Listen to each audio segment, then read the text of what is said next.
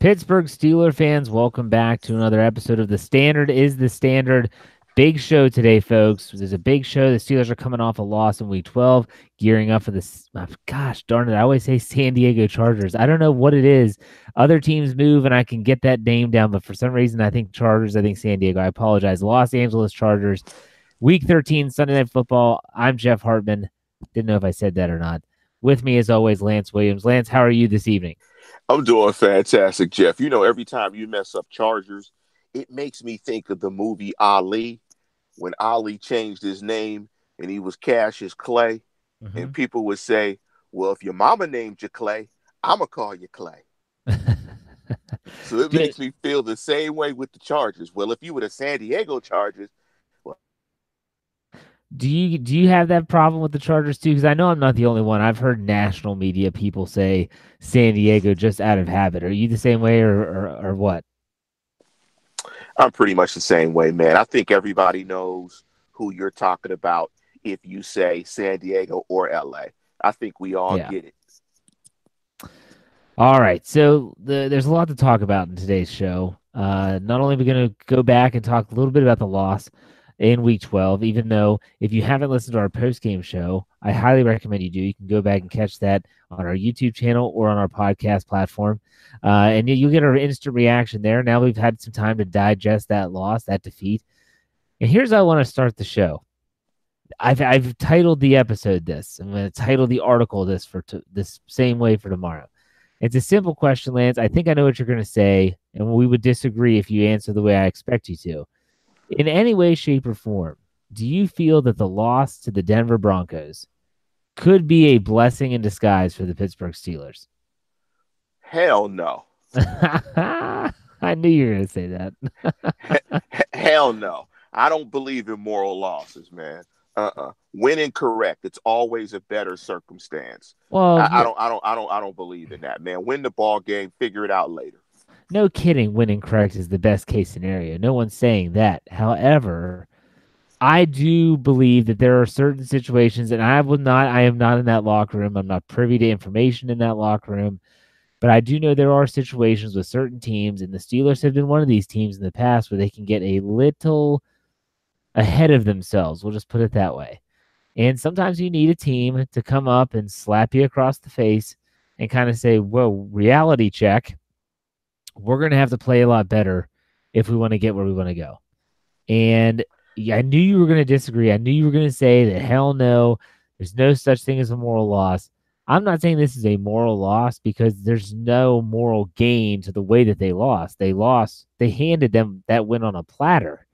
My thing is that maybe this has them focusing a little bit more in practice, a little bit more to details. For instance, James Conner carrying the football, being aware of people that are around you and how you're holding the football, and when to put that second hand on the top. Xavier Grimble realizing that you don't have to run through someone when it's them in 15 yards of space to score a touchdown. I mean, I guess in my mind, I'm thinking if I'm Coach Tomlin and I coached for a long time. I didn't coach football, but I was the head coach for a long time. And there were some losses where people would say, it's a tough loss, coach. I'm like, yeah, you know what? But we're going to learn from this. We're actually, this can help us in the long run. So Lance, you might disagree, but I think this could be a blessing in disguise for the Steelers. I think this could kind of be a reality check for them. People forget this is still a pretty young football team. And if you think about it, if you take Ben Roethlisberger off the roster and you look around, other than the offensive line and Cam Hayward, it's a young football team, man. And I think maybe sometimes they're reading the newspaper articles, they're reading the headlines saying, look how good these guys are. Look where they are in the power rankings. Look how, this, that, and the other, whether it's Juju Smith-Schuster stats, Antonio Brown's consecutive touchdown streak, Ben Roethlisberger's throwing for 450 or more yards. I mean, there were so many positives, and I'm not taking away from those, but do you understand what I'm suggesting, I guess, is my question? Yeah, I get what you're saying, Jeff. And we've both coached listeners. It's one of those games where there's enough that happened on the field where it's easy to get your message across in the following week. You don't have to preach. It's all on tape. and everything that you've been talking about for the entire season, it's all on tape. And it makes it easy for you to coach because they just made those mistakes. So it's going to be an easy coaching week for the staff, for Tomlin, Colbert, Munchak, all those guys, because the errors are on film for everyone to see. So I agree with you from that perspective. Okay. I just am not, I never think losses are good. Well, no, of course not. I mean, we've said it all year. You win ugly, that's okay. If they would have somehow pulled out that victory, that would have been okay. Before we get into our stat geek segment, oh, go ahead, Lance. I'm sorry. Well, think about it this way. There is a thing called slump busters. Slump busters are a good thing. Yeah, no, you're right. You're right. We've all been there. Absolutely. Before we get into our stat geek segment where we look back, or it could be a statistic for the week, it could be a whatever the case may be. I do want to ask you, Lance. I know you've watched the film of the all 22 of last week's game. I want to ask you if there's one thing you can point to. Could be offense, could be defense, could be both. That really was the issue, and let's eliminate turnovers. That's obvious. If there's one thing that you noticed in the game that was a cause for concern on offense, defense, or both, what would it be? Some of it is the run stuff. Some of the run fits were off. Weren't as crystal and sharp as they had been over the past couple of weeks. Some of that is due to it, but some of that is just poor execution, where I thought before the Jacksonville and Denver game, the run fits were better. Guys were in their gaps and guys were executing and making tackles. Now, I showed you a play in which Vince Williams was held, which helped Lindsey get a big run. But I thought the run fits were a little shaky in the game. The other thing that showed up, and I was pretty startled at how easily Emmanuel Sanders was running by Joe Hayden. I think that really stood out because there were numerous plays on the All-22 where he ran by Hayden and Hayden just wasn't the principal read or for whatever reason didn't get the ball. So those were the two things that stood out to me. Well, Joe Hayden himself, and he's actually, I'm publishing an article tomorrow morning for BehindTheSteelCurtain.com, and it's going to be 5 Steelers players that need to really step up their game heading into Week 13, and Joe Hayden's one of them because Joe Hayden said this after the Week 4 loss to the Baltimore Ravens when he was covering John Brown, and that is he prefers A.J. Green type players to defend, taller, bigger, stronger, like a Julio Jones type even, rather than the smaller, shifty, fast guy, which I would put Emmanuel Sanders in that category. And so he struggled against Emmanuel Sanders. I agree with you that he was running wild on several different plays. I thought that for the first time in a while, the tackling and the angles were bad when I watched the film. There were some people that just had bad games that hadn't had a bad game in a long time. Sean Davis didn't play well. Terrell Edmonds is kind of, spotty here, there anyways. But ultimately, I thought that the Steelers defense didn't play as well as I expected them to. They were given a raw deal with all the turnovers, but at the same time, I guess I expected it. I think back to the interception where it took them 2 plays, both to Emmanuel Sanders to just go down and score a touchdown. And I'm thinking, man, it can't be that easy. I don't care if it was a turnover or not. It just can't be that easy. So, Lance, I know you have some stats for us this week, right? Yeah, I have a couple. I think I have a couple that I sent you, and I have a couple. We can go through those. I mean, one that I wanted to just mention really quickly, and we've talked about this off air and on the show. We've talked about the inability of this team to get takeaways. And the one stat that stood out to me was over the last decade, no Super Bowl winner has finished lower than 12th in takeaways. Steelers are currently 22nd. That's a big problem. And football is just a game of numbers in so many areas.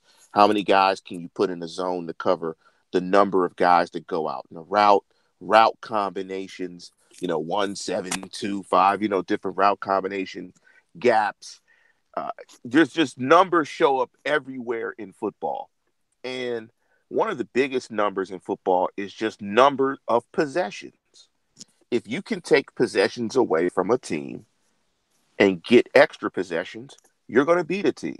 Unless you run into a team that has an offense like the Peyton Manning offense of years ago, I believe, when they beat, it might have been Jacksonville, when they had the ball for like 19 minutes and they scored 35, where they had like maybe 5 or 6 possessions or something like that. Unless you have an offense like that, typically, if you can take it away, get extra possessions, you're going to win football games because the numbers dictate it.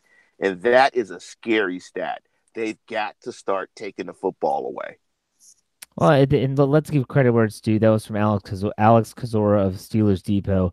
I'm not huge on those type of statistics because that's kind of like it's true. I'm not saying it's not true, but it's one of those statistics where it's, well, this has never happened until it happens. So in 2005, no 6 seed had ever gone on the road for all those games and won the Super Bowl until it happened, and the Steelers did it. So I'm not too huge on that, but the takeaways are a concern. To me, I honestly look at this stat, and I look at the -7 ratio that the Steelers are sitting on right now heading into Week 13, and I think to myself, yeah, the defense needs to take the ball away. The offense needs to take care of the stupid ball too. And this could be chipped away slowly but surely. For instance, if they get a fumble recovery, but they don't turn it over, there's one. You have 5 games left. You chip away one at a time. Next thing you know, you're -2. That's not horrible. There have been teams that have been in the playoffs with a negative turnover ratio. So, yeah, but that stat, I agree, and I think it's interesting. I don't put much credence in those. It's never happened because it never happens, then it does. Just like against the New Orleans Saints, the Baltimore Ravens kicker, Justin Tucker, had never missed a point after until, guess what? He did. So I don't know. That's But think of it this way, Jeff. It's not that it won't ever happen. It's just the difficulty of you winning. The stat tells that story. Just how hard it is to win when you don't take the ball away. It's hard, absolutely. It's hard enough to win a Super Bowl, but it's extremely hard when you're not taking it away and you're giving it away. It's just really hard. Well, here's another statistic that would be worth to look up. I don't have this information with me in front of me currently. Would be the Steelers' defensive third down conversion ranking, and I don't even know if they have that ranking. I'm sure some website on the internet does, but if my memory serves me correctly from doing our post-game shows after every week, at least in the last 7 games, and that includes a 6-game winning streak, obviously, I feel like the Steelers defense has done a really good job on third down. So they're not taking the ball away, but they are forcing punts. And so if you force punts, you're getting the offense more possessions. I think those, I guess, yeah, the turnovers are turnovers. That's black and white. But you throw in that third down conversion. Does that make sense to you, Lance? Yeah, it makes sense. I mean, they probably, if you're not doing one, you better be doing the other. And it seems like the Steelers defense has been. I might look that information up for an article this week. All right, I have a statistic here. Now, bear with me. It's a long and winding road. This comes from Dave Schofield, who's a contributor to our website.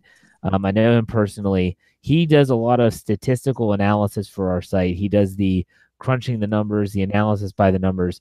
Everyone thinks of Ben Roethlisberger. They think of fourth quarter comebacks, and he's been tremendous in that area throughout his whole career. But listen to this. Ben Roethlisberger, with 5 minutes or less remaining in the game when he's down by 7 points. Okay, so I'll say that again. 5 minutes or less remaining in the game, down by a touchdown and an extra point, 7 points. He has had this situation happen to him 15 times in his career. Let me guess. I'm gonna give you a guess of what I think his record is in those games. Go for it. I'm going to say he's... Tell me how many he's won out of 15. 5. No. The Steelers have only won 2. Okay, I was going to say 3. The Steelers have only won 2 of those games. In both games, they scored before the 2-minute warning, because this was with 5 minutes or less, mind you. They've scored before the 2-minute warning, so the Steelers have never won a game under Ben Roethlisberger while trailing by 7 points under 2 minutes.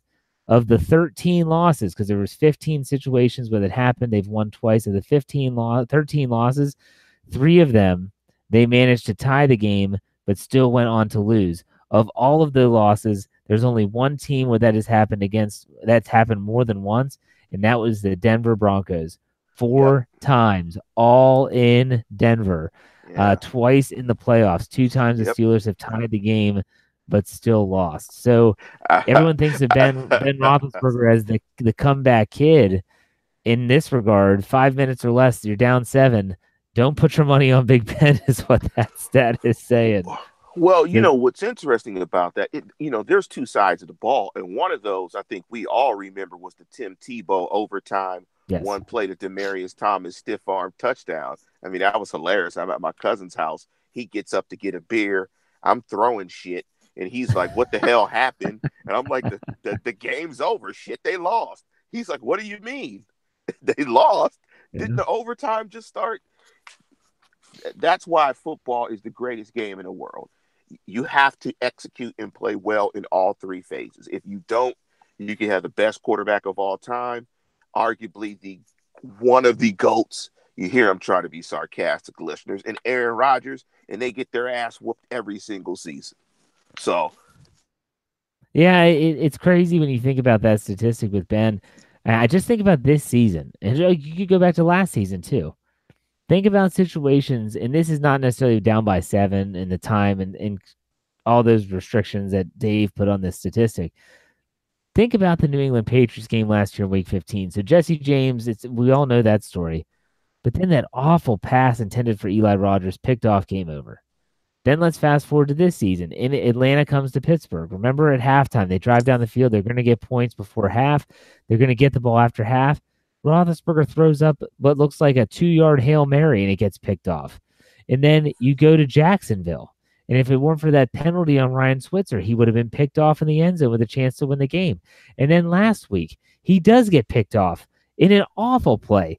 I if so you're Jeff, so Go ahead. Jeff, Go so ahead. Jeff, to your point, and kudos to Dave. That this is being able to get these numbers together. That's awesome. I mean, that's a lot of digging on his part. So kudos to Dave. But ask him because, and I think you're probably going to make it easy for him for the answer.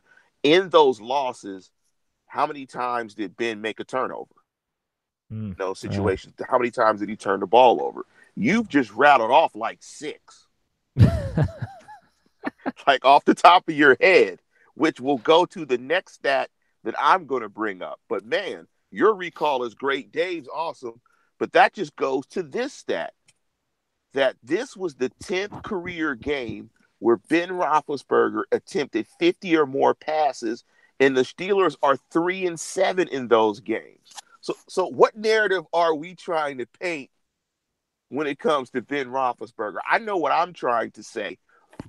What do you think? What do you say to all that, Jeff? Well, there's another statistic that's kind of been debunked now, and that was it used to be if he threw for over 300 yards, they had an awful record. Um, that's changed since he had those 6 touchdown games and all that stuff. But to me, it tells me that when Ben goes into gunslinger mode, nothing good comes of it. What comes of it are turnovers, typically a lot of points, but losses. Period.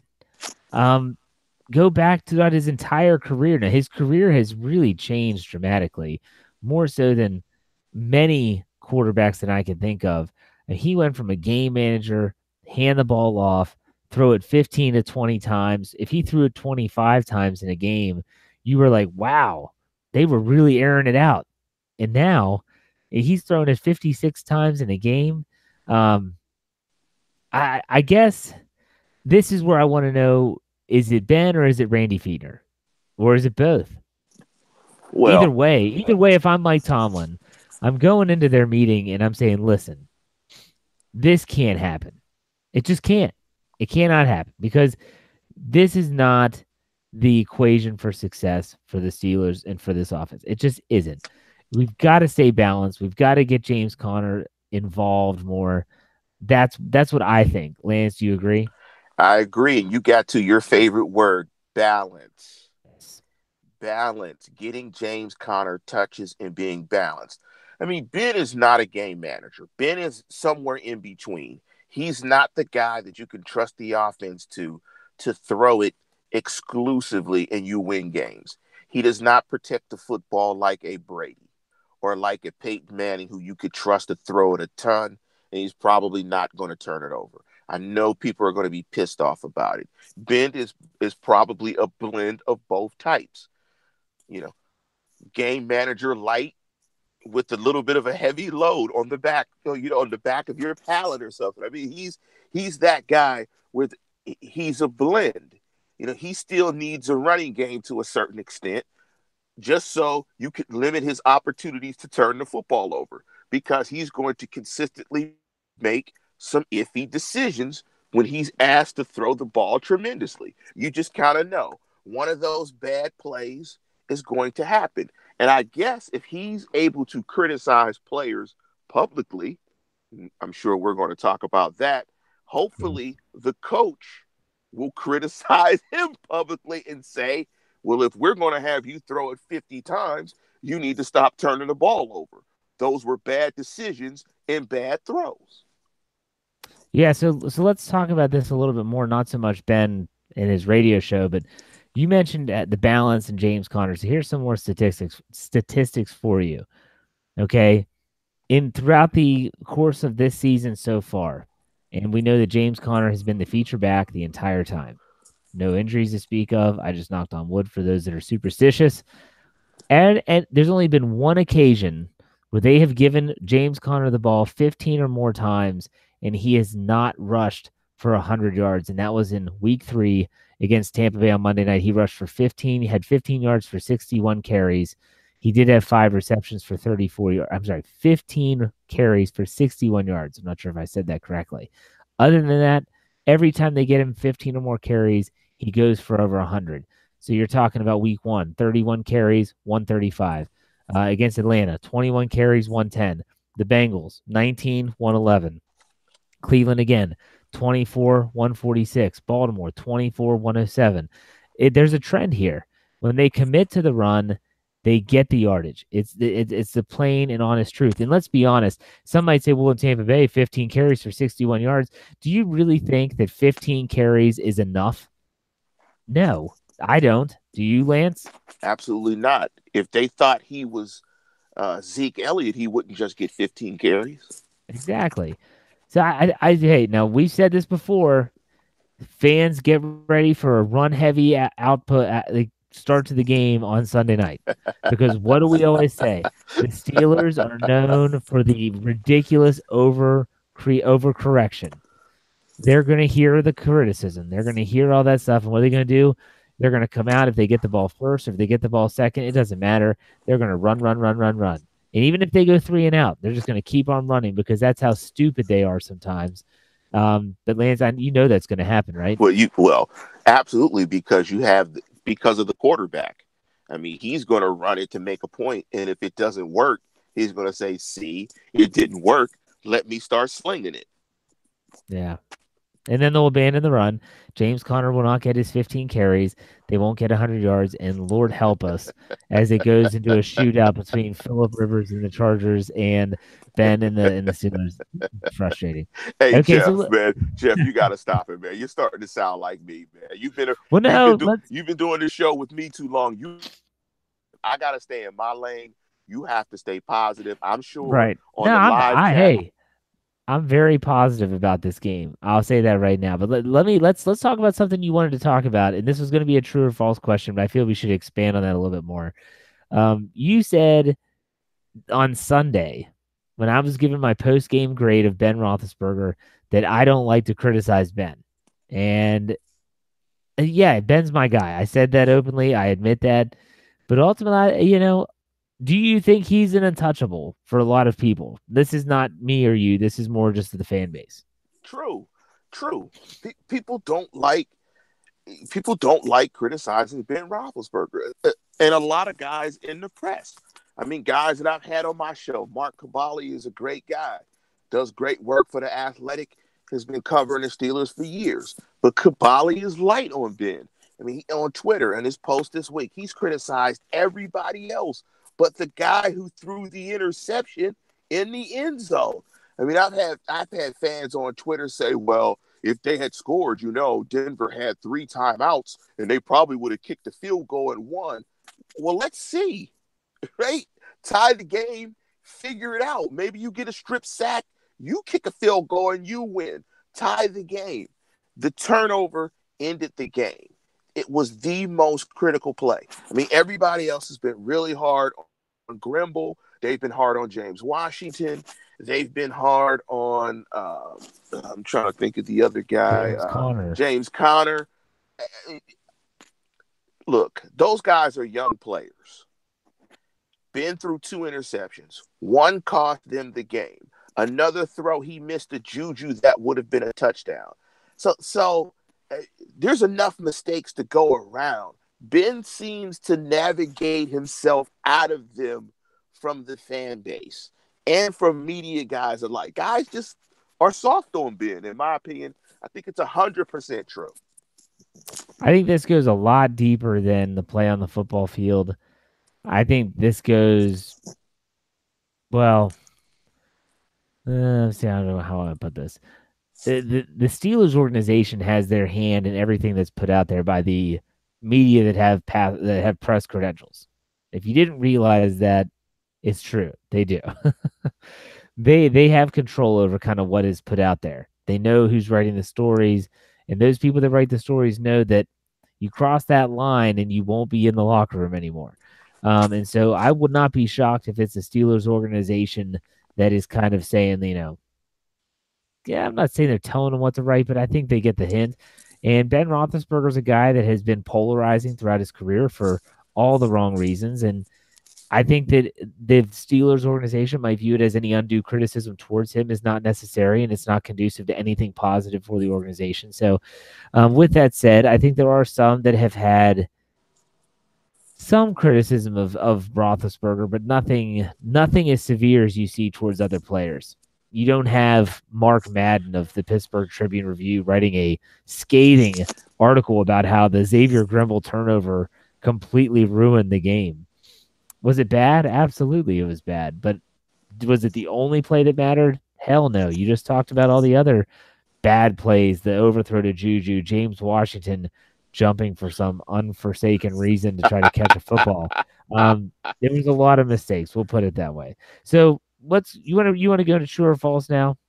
Yeah, we can go to true or false. And actually, I have some rapid fire true or falses as well that we can do. Okay. Do you want to do this first or last? Let's do the rapid fire true or falses just really fast. Go for and it. I'm just going to ask them to you. You slam these out. All right. Juju is a superstar. True or false? Budding superstar. True. Ryan Switzer is the Steelers' number 3 wide receiver. True. The clock is ticking on James Washington. False. I'm going to say true. And the reason I say true is because the said quarterback, the aforementioned quarterback, took him to the woodshed. Like if you're going to be out there, you got to make play for us. Basically, you can't be diving. The clock is, or let's just say the pressure is turned up on James Washington. Well, absolutely, that's true. But you know what'll be surprising if James Washington is active this Sunday night, they're fine. But if for some reason he doesn't get a helmet, there's something going on. I'm not saying he's going to get cut. I'm not saying they're going to get rid of him, but there's a lack of trust there, big time. So I'll just leave that there. Go ahead. There's that. So the last quick one is the defense is incapable of making splash plays late in games. True. I agree. Absolutely true. And I want to give credit to It's Jensberg on Twitter at It's Jensberg who put those out. Big up to you. Listen to the show, support us. Those are some great questions. Absolutely. So let's get into our more in-depth true or false questions. We have some good ones tonight. Here's a good one, and this is going to be a good, we can kind of lead us into a little bit of a preview for the upcoming game. Teams don't fear James Conner in the Steelers running game. Lance, true or false? True.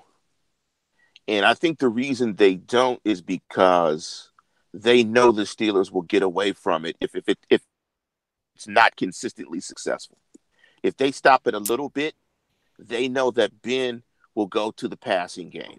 And I think if they go exclusively passing game, I think they feel comfortable although it didn't work in Denver. And I thought Bucky Brooks was completely off in his analysis about how the game plan of doubling AB and Juju, whatever, kind of Bucky worked. Brooks is a moron. But I Sorry. think, but I think, yeah, teams aren't scared of it because they know that the Steelers won't commit to it if it is not working consistently well. Yeah. I'm gonna say I see your point, but I'm gonna say that they do fear it because James Conner has gashed a lot of teams in the league so far this year, and regardless, you don't want that to happen to you. Um, they can get going, and so yeah, first quarter rush defense for any opposing team is going to be absolutely gigantic because, like you said, if they stop at the first quarter, you have a really good chance that Fiedner and Roethlisberger are just going to say, "All right, let's scrap this idea. Let's start slinging it around the yard." So there you go. All right. The way to stop the Steelers' offense is double the wide receivers and make the running game and others beat you. True or false? False. I think that you take, but I don't think it'll stop the Steelers. And that assertion about Bucky Brooks is ridiculous. If you give up almost 600 yards of offense and 4 turnovers, missed throws, all that, and you still win, well, you were just lucky. That's not a good game plan. I don't think any coordinator draws up a game plan to give 600 and have to depend on turnovers to win. So I would say false. Well, did you hear Vance Joseph, the head coach of I think that's his name, the head coach of the Denver Broncos comments after the game? Yeah, How he was yeah. saying how they basically said this is what's our game plan is that we wanted to stop Antonio Brown. We wanted to make Juju Smith-Schuster beat us. And I'm thinking to myself, Juju Smith-Schuster just caught 189 yards against you for a touchdown, one of those being a 97-yard bomb, which should have been a back-breaking play. And you're going to go out here and say, oh, yeah, plan work to perfection. I mean, it's just stupid. It's Yeah, really yeah. I stupid. mean, I have the quote here. I'm not going to read the quote, but you did it justice. Trying to take AB out is just smart. Everybody's going to do that, but that game plan, it worked because they won, but it worked. The way it worked is not the way they drew it up. There's no way that they could anticipate getting 4 turnovers, a couple which were unforced. Well, let me ask you this. Would you say that Juju Smith Schuster took over that game on Sunday? Yes, I think he did. I think Juju was put in a position because of their defensive game plan to eat a 7 course meal. And had Ben not missed that throw to start the second half, Juju would have almost had 300 yards receiving. So, yes, Juju was out there eating. Yeah, I mean he took I don't know. When I think of taking over a game, I think back to I want to say it was 2015 or 2016. Oakland came to Pittsburgh and Antonio Brown just it was like a video game. I think he had over 200 yards, several touchdowns. That's why I said when you answered the true or false is Juju Smith-Schuster a superstar? I said he's a budding superstar. I think that he's still, in a way, navigating his own way through how the Steelers want to use him every week. And is he just going to be a decoy? That's not a decoy, but he's just going to be a product of having Antonio Brown opposite him, or is he going to start beating those double coverages? I think he's already started to beat some of those double coverages. The most impressive thing, and we're kind of getting sidetracked here, I apologize, about Juju to me when you watch the film of him is his knowledge and understanding of the defense and how they are trying to attack the Steelers offense. If you watch him, his recognition of man and zone concepts and where he should go and reading Ben Roethlisberger, it's really remarkable for a young player, I should say. I expect that from Antonio Brown. And even Antonio Brown, I watch it and say, what the hell is he thinking on this play? You see that too, Lance? Because I feel like Juju's a very smart football player. I mean, Juju's advanced. I hate to say it. I mean, he's an SC guy, so I hate to say it. Juju's advanced in his physical ability and his physical maturity. One, being that young and being that physically mature puts him on a different plane. He came from a big time program, and his football intellect is top notch. The only thing I think that may limit Juju moving forward to being that type superstar is a lack of top end speed. Juju, if Juju were a touch faster, yeah, Juju. I mean, he might get a little bit faster. We've seen guys get faster. I swear, I've seen Antonio Brown get Yeah, faster. he Juju has. just needs a little bit more juju so he can put the complete juju on the league. Well, but you say that, and the guy's had two 97-yard touchdowns in the last 2 years. Yeah, yeah, but but Juju looks like he's carrying a refrigerator when he gets to the Oh my 30. gosh, you act like he's lumbering down the field like Heath Miller used to. No, It's he's not not that doing like bad. Heath Miller, but he's like that stiff arm is really good Yes. about the 30. He has the best stiff arm when running away from corners in the National Football League. You're sitting there yelling at the TV, stop turning around, just keep running, keep running. Okay, so all right, the Juju Love Fest will take a timeout for a second, and the next true or false is that this is going to be a tough one to talk about. Not tough one. It's going to be interesting, I should say. Ben Roethlisberger, as I'm sure everyone knew, it sounded like Lance just dropped his beer. That everyone heard about Ben Roethlisberger's comments to James Washington through his radio show, and the true or false statement is Ben Roethlisberger has every right to criticize players in a public forum. Lance, true or false? I'm going to say false. Unless Ben Roethlisberger can convince me that ripping James Washington is going to make him better, run better routes, then I'm not convinced. I'm just old school where personal business should be handled in-house. And if he's going to do that and rip players publicly, he should be able to take it if Antonio Brown said, you threw a terrible ball. That was a terrible decision. You cost us the ball game. Or you missed Juju when he was wide open and you took 7 off the board. If you can do that, if he can accept that criticism, maybe. But I don't like it. Keep your personal business in-house. Pull the guy to the side. Hell, rip him in front of teammates. But do it inside or internally. And also, hopefully he had a conversation with whoever name he brought up in his radio show before he went on the radio. Because if he did that, that's just weak. That's not being a man, in my opinion. Be man, Yeah. be a man, have the conversation, pull the guy to the side, and deal with it that way. I agree with you on a lot of what you said. The criticism of James Washington, first and foremost, I think is totally justifiable because now how he did it, that's a different story. Is it one of those situations where, he's going, is he not talking to him or, whatever the case may be? I'm not sure. But for me, I think that Ben Roethlisberger, and look, he's done this a million times before. He's been able to say whatever he wants on his radio show. And it's funny to me because it always leads up to Mike Tomlin's press conference at noon that day. And it just seems like Tomlin sometimes is blindsided by these questions or these comments that he makes about this, that, or the other. And I mean, 93.7 The Fan in Pittsburgh has to love it because people are writing articles about it. People are listening intently at 11 o'clock on Tuesday Eastern Standard Time because that's when his show kicks off. And I just think that ultimately the Pittsburgh Steelers, and this is just how Ben does stuff. I guess I should say that maybe he's emulating their leader a little bit. Mike Tomlin does this a lot. He'll make comments in his press conferences towards his players, but he is the coach. He has that right. He has that ability. If James Washington, see, to me, I don't think this is all about the game on Sunday.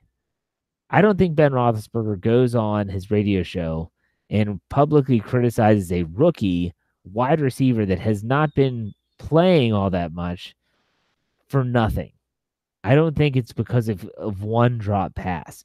I don't think that is I don't think that's what happened. I think it's maybe a culmination of several things that have happened. Maybe it's a lack of preparation. Maybe he's not in his playbook as much as he should be. Maybe he's not having an attention to detail and practice. And maybe it's kind of just came to a head with his performance on Sunday. And that's when Ben decided, I'm going to kind of say something publicly about this. You might not like it, but maybe that's what the situation calls for. I know that Roethlisberger has said openly that the transition from college to the pros for Washington has been rough because in college at Oklahoma State, James Washington was essentially assigned a very limited route tree and almost always on the same side of the football field. Now, that's not saying they never moved him to the other side, but primarily he was used to being on one side. And so because of that, you go to the NFL and all of a sudden you need to run a full route tree. They're wanting you in the slot as well as outside. You're going to have specific blocking responsibilities as well as reading defenses and coverages. That can be difficult. And maybe, just maybe, Roethlisberger thinks for some reason that Washington is not giving his all, so to speak, when it comes to this situation and how he's handling himself. And so that's one of those things that, we don't know. We don't know those answers. We don't know those answers based on the fact that we're not privy to that information. We never will be.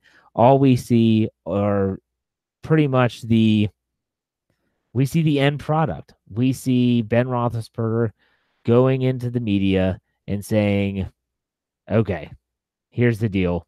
I'm going to say whatever I want. Essentially what it is. So I don't know. It'll be interesting to see what happens. So this is a time we finished our true and false segment. I want anyone that's watching on YouTube to, if you're in the live chat, and if you don't know how to find the live chat, I'm pretty sure if you scroll down underneath the video, you can find it. This is where, if you have questions for the show, and I'm going to type that in right now, ask and we will answer them. Pretty simple.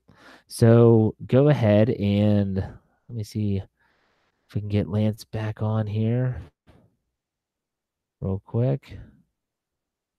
Lance, you there? All right. I think we might have lost Lance. We'll see if we can get him back in there. Okay, so if you have questions, go ahead and fire away, and we will be sure to answer as many as we can. I'm trying to get caught up here. We've been definitely talking a lot so far. Haven't really been looking too much at the ultimate the chat and all that stuff. So let's see if we can get some questions here. A lot of people agreeing that Roethlisberger should have kept things in house. All right. Thomas says, I think Ben Roethlisberger is saying that there's no primary receiver anymore. The open guy gets the ball. He pressed the ball to AB for that record. Thomas, yeah, I mean, the open guy, here's what's scary. And I'll say that it's scary for a reason for me. It's scary that Roethlisberger in the past few games has seemed to revert back to 2017 Roethlisberger again. He has definitely been one of those guys that, for whatever reason, I don't know. He's starting to stare down all these guys again, and mainly number 84. I don't like that. I don't like that at all. So I want him to still do what he was doing when he was moving the ball around, finding the open receiver, and hopefully that kind of solves everything. And the question then becomes, are players like James Washington going to step up and make the plays when they're presented? Because he would have had an easy touchdown in Denver if he just would have ran under the ball, caught it, and just kept going. James Conner would have had an easy touchdown against Jacksonville if he didn't take his eyes off the ball. So those are some of the things. All right, we have some questions rolling in. Do I think the Steelers can get the number 2 seed? Yeah, I think they can. I think they still control their own destiny. It's 7-3-1. They have, with their remaining games left, they're going to have the opportunity to really put the pressure on the Patriots and to really put the pressure even on the Chiefs, because the Chiefs schedule, they still have to play the Chargers again. They have to go to Seattle, I believe. They have some tough games coming up, even a game against Baltimore. So it's going to be interesting. So let's see here. It's going to be really interesting to see. Let's see if we have any other questions here. trying to get Lance back. We lost Lance here for a second. I'm trying to get him back on the show. So we'll see if we can get that going. In the meantime, I'll answer a few more questions.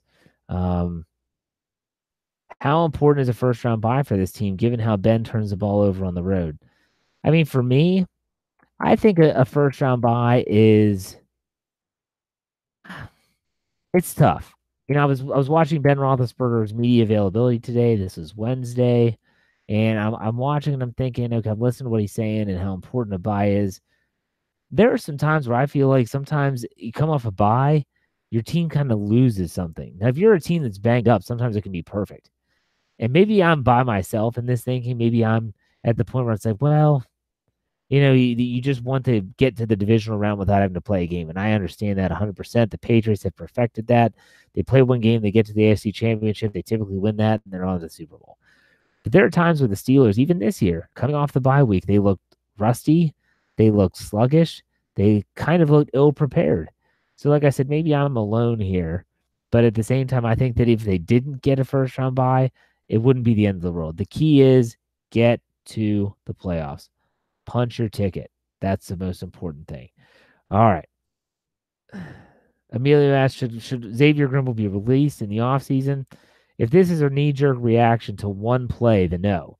I think that he absolutely has proven that he can be depth for the team at the tight end position. And that's a position they need depth. I mean, if you think about it, you have Vance McDonald, Jesse James is going to be a free agent, Xavier Grimble. They'd probably like all three of those guys back. So there's going to be a lot of questions at the end of the season at the tight end position. But Xavier Grimble's a good number 3. Plain and simple. Nothing more, and I don't think anything less. He's a good number 3 tight end for your team. Let's see here. If the season ended today, what positions would be free agent need number 1 versus drafting number 1? Well, shoot. That's a tough question as of today. We don't know how the season ends. But if I'm looking at free agent needs, cornerback, I think would probably top my list. Trying to find a veteran cornerback. I think the Steelers have proven that they lack the ability to draft quality defensive backs. I mean, there's always the outlier, I guess I should say, to every single equation. But Artie Burns, even Cameron Sutton hasn't really panned out yet. You could go back and find other examples of players that just haven't panned. So I would try to find like a Joe Hayden type. Maybe not that expensive, but a player that has been there, player that has proven that he's capable. That's probably number 1 draft need. They're probably going to be looking at edge rusher, depending on what they want to do with Bud Dupree next year. So I think it's going to be interesting. It's going to be interesting what they do. Okay. Let's see here. So someone asked me to get a GoFundMe for Lance. Lance is mobile today, and that's why he was not showing his image on the screen there. Thomas asked, how impressive will it be to have 2 receivers with 100 catches and 1,500 yards and a quarterback with 5,000 yards passing? It would be impressive. I would much rather have a team that wins more. I mean, sometimes those awesome passing statistics just mean that you're either playing from behind, can be more conducive to turnovers and stuff like that. So, yeah, it would be cool. I mean, Juju's already hit the 1,000-yard plateau. I'm assuming Antonio Brown will. Ben 5,000. I haven't looked at his numbers yet and where he is.